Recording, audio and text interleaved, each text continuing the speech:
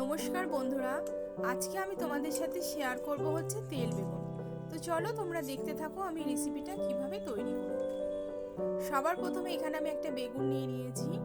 এবার এই বেগুনটাকে আমি চাকা চাকা করে কেটে নেব। ঠিক এভাবেই সরু সরু করে চাকা চাকা করে কেটে নিয়েছি। এরপর আমি সামান্য লবণ এর মধ্যে মাখিয়ে নেব। সমস্ত বেগুনের গায়ে আমি দু পিঠি ভালো করে লবণ মাখিয়ে নিয়েছি। এবার এটা ভাজার জন্য তৈরি। অন্যদিকে গ্যাসে আমি কড়া বসিয়ে দিয়ে দিয়েছি পরিমাণ মতো সাদা তেল। তেলটা গরম হওয়ার পর এক এক করে আমি বেগুনগুলো তেলের মধ্যে দিয়ে দেবো। তারপর উল্টে পাল্টে আমি বেগুনগুলোকে ভাজতে থাকবো। আর গ্যাসের আঁচ কমিয়ে বেগুনটা ঢাকা দিয়ে যদি আমি ভাজতে থাকি তাহলে খুব তাড়াতাড়ি বেগুনটা নরম হয়ে যাবে।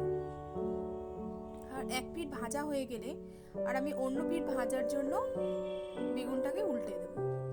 উল্টে দেওয়ার পর আমি আবারও এটাকে ঢাকা দিয়ে দেব, যাতে দু পিঠই ভালোভাবে ভাজা হয়ে যায় আর বেগুনটা ভালো নরম হয়ে যায়। খুব কড়া করে ভাজবো না, যেহেতু এটা ঝোলের মধ্যে ফুটবে সেই জন্য আমি হালকা করেই ভেজে নেব। আর এভাবেই আমার দু পিঠ ভাজা হয়ে গেলে এইবার আমি এটা একটা থালার মধ্যে তুলে নেব।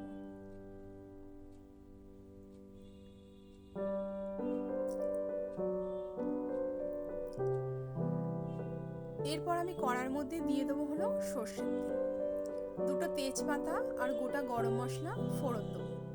যেহেতু এটা তেল বেগুন সেই জন্য সর্ষের তেলেই রান্নাটা করতে হবে আর পরিমাণটা একটু বেশি দিতে হবে।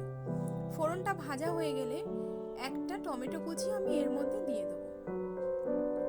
টমেটোটা কিছুক্ষণ আমি নাড়াচাড়া করতে থাকবো। এভাবেই টমেটোটা নাড়াচাড়া করে আমি একটু ভাজা ভাজা করে নেব। তারপর আমি এর মধ্যে দিয়ে দেবো হলো হাফ চামচ আদা বাটা, আর হাফ চামচ মৌরি বাটা, আর হাফ চামচ জিরে বাটা। সমস্ত বাটা মশলাগুলো আমি তেলের মধ্যে দিয়ে নাড়াচাড়া করে মশলাটা ভালো করে কষাতে থাকবো।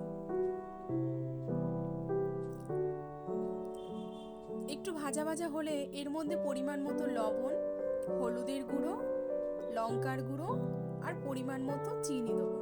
আর সামান্য একটু মশলার জল দিয়ে আমি আবারও মশলাটা ভালো করে নাড়াচাড়া করে কষিয়ে নেব। কিছুক্ষণ এভাবেই নাড়াচাড়া করলে দেখা যাবে যে মশলাটা আমার কষানো হয়ে গেছে আর মশলা থেকে তেলও ছেড়ে গেছে। এরপর আমি পরিমাণ মতো জল দিয়ে দেবো।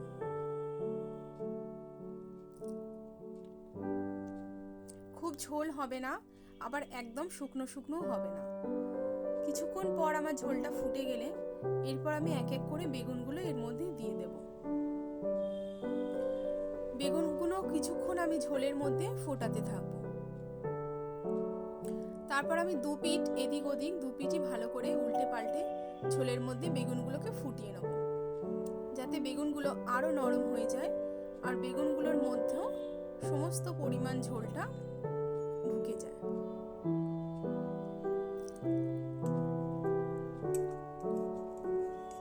এভাবেই উল্টে পাল্টে আমি বেগুনগুলোকে ভালো করে ফুটিয়ে নিয়েছি ঝোলের মধ্যে।